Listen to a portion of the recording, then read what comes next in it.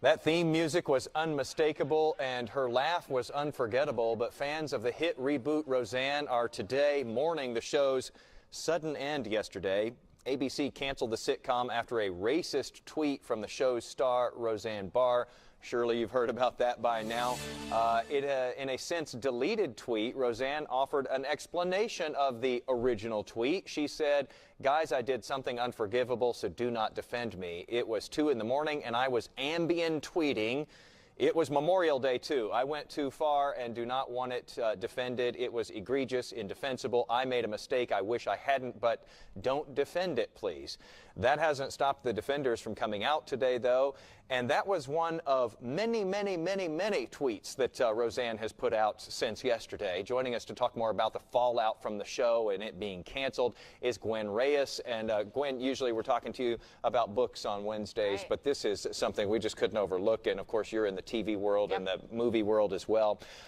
Talk a little bit about this. So you've seen the events that have happened from yesterday onward.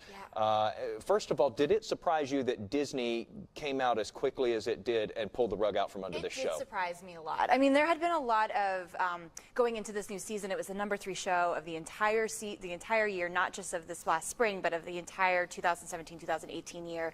There was a lot of money in here. Advertisers, they had just done a huge presentation at the upfronts talking about the show. So this was a big, big deal for them. But a big announcement that came out last week was that Whitney Cummings, the co-head writer, had decided not to do the show.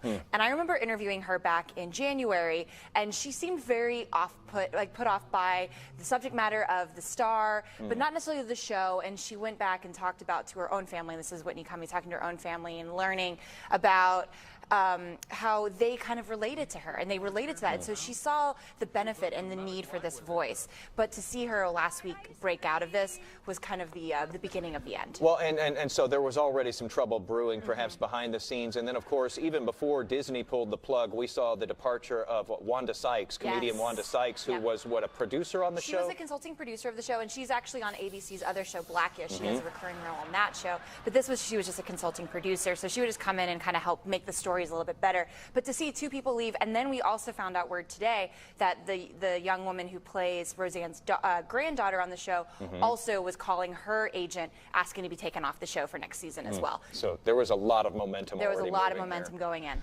Okay, so we had that tweet that came out, which has since been deleted here now, where she was basically saying that she was sorry, didn't want any of her fans feeling sorry for her, and claiming that she was on the sleep medication Ambien and had been celebrating the holiday. Yeah, I mean, it's just a ridiculous claim because, as we know, you can't control crazy. Like, there's a fact of 2 a.m. Yes, you might be running your mouth, but she's a public figure and she knows better. And she has 500,000 followers on Twitter who believe what she says and are supportive both of her as an artist, but also of what she has to say with her conspiracy theories and some of the other alt-right leaning things that she talks about. And the maker of Ambien had a response about this today as well. They did. They said that it's not one of the side effects. And I also love, Jason, that they've added to their Wikipedia page. They've actually added a thing in there about the Roseanne effect that does not actually cause any sort of racism, any racist tweetings. We should mention here that Paramount TV, Hulu, TV Land all have pulled syndicated episodes from their lineups, and we saw here on ABC last night that even the reruns have been pulled.